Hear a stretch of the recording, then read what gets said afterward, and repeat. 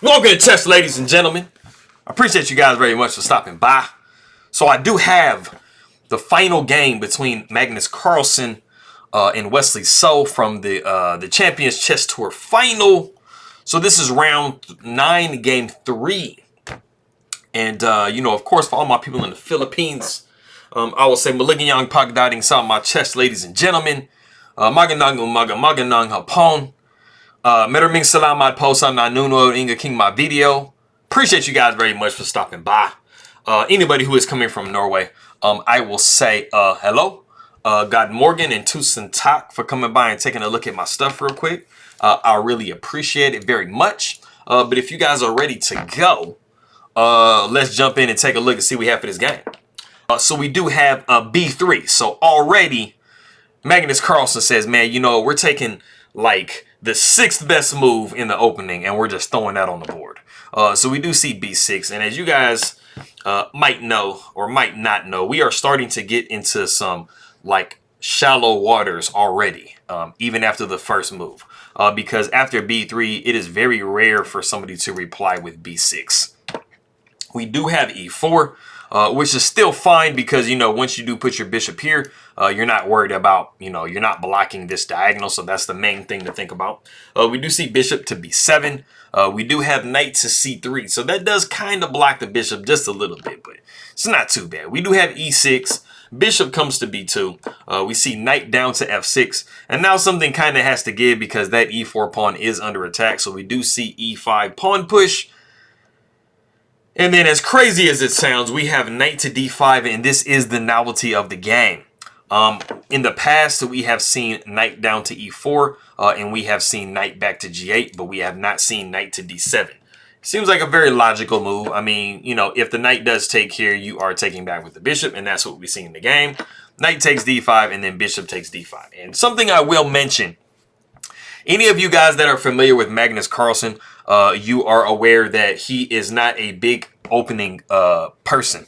There's a lot of other players out there that, they play like, 10, 15, 20, 25 moves of opening prep, and they're killing you, and then you don't survive the game and you lose. Magnus Carlsen is the type of player that he does try to take the person he's playing out of their opening preparation as quickly as possible.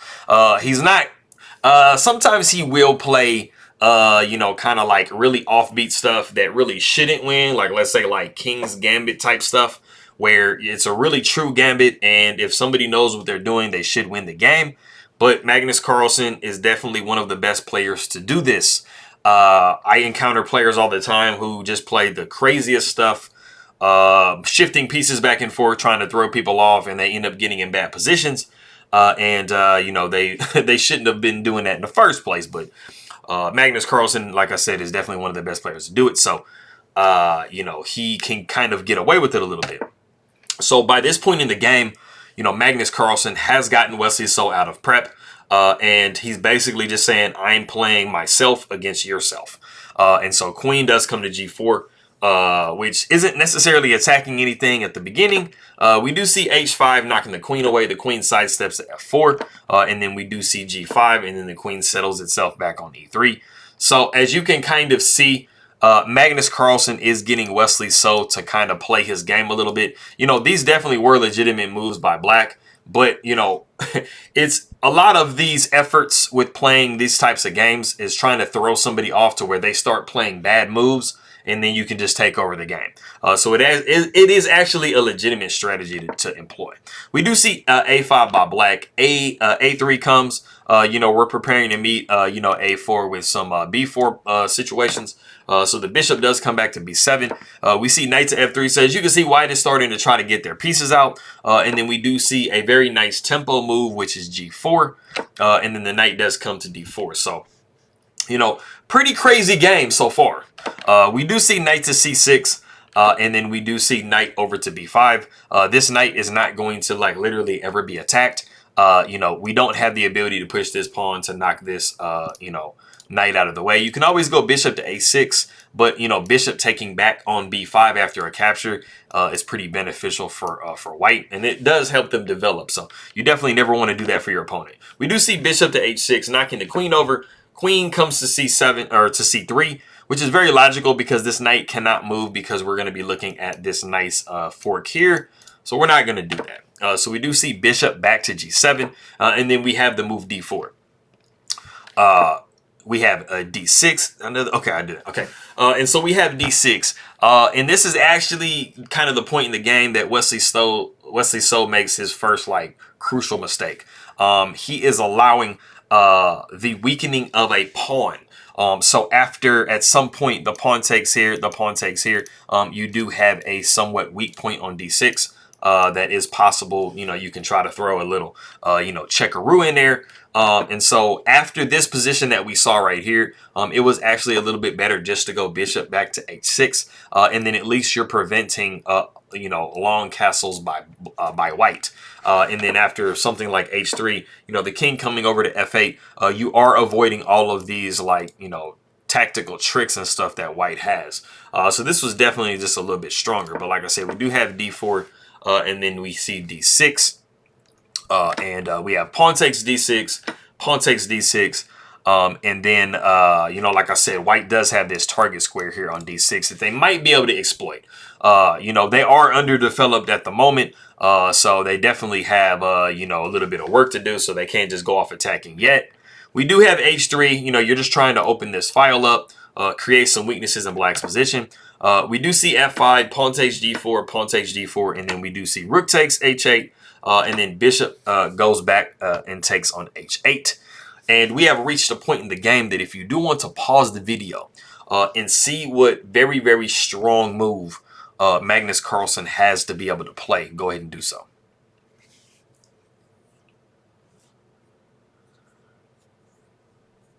Okay, cool. So I kind of gave you a hint before. I mentioned that this square is very vulnerable and weak for black. So if you took that and thought about it, a very, very logical, very, very strong move is actually queen to g3. This is what Magnus Carlsen finds in the game. He is putting a lot of pressure on this square, and he is hoping to possibly get some type of a check-in where he can fork this bishop and this king. One of the best actual replies is actually just going king to e7. It's a little bit inconvenient, because you're not getting your king into safety by doing it, but you are protecting this pawn. But Wesley So doesn't do that. He actually plays e5, and this actually allows, white to just further their advantage in the game. We do see queen down to h2. Now we are putting a threat on this bishop that is undefended at the moment. So the king comes down to d7, and then we see queen comes up to h7 with check. You don't have a lot of different options, when it comes to trying to, deal with this check. If we see something like queen to e7, you are dropping, f5 with check. So this isn't the route you want to go. But there isn't much better. I mean, in the game, we actually saw knight back to e7, and then we see the immediate pawn takes e5. And you have a really hard time trying to figure out what to do in this position. Wesley So actually goes queen to g8, trying to offer a trade and, relieve some of the pressure. Of course, you absolutely cannot take here because you're looking at rook to d1, and you're very, very sad. I mean, this rook is taking this queen, and you're just down way too much material. So, like I said, queen came to g8, but Magnus Carlsen is so far ahead, he does not want to trade queens here. So he puts queen to h6, and then we see queen to g6. Wesley So was really, really wanting to trade queens. Now, one of the things I'll say about Wesley So in this position is he is going about the situation absolutely the correct way. Because when you have an immense amount of pressure on you from your opponent, or you are up material, those are definite cases where you do want to try to trade off, one of your, your opponent's attacking piece, because then it just reduces the pressure that you have in your own position. So this is definitely the right way of going about trying to get rid of this queen threat, because it is at the moment threatening just to take on d6 and, just, just produce some type of a lights out scenario. Magnus Carlsen does avoid the trade again, and he goes queen back to d2. And it is actually in this position that Wesley So does resign the game. And the reason that you're resigning the game is because there's like literally nothing that you can do in this position. You know, your king is dead stuck in the center of the board. You know, you can try to swing a rook over and do something like that, but you just have way too many threats.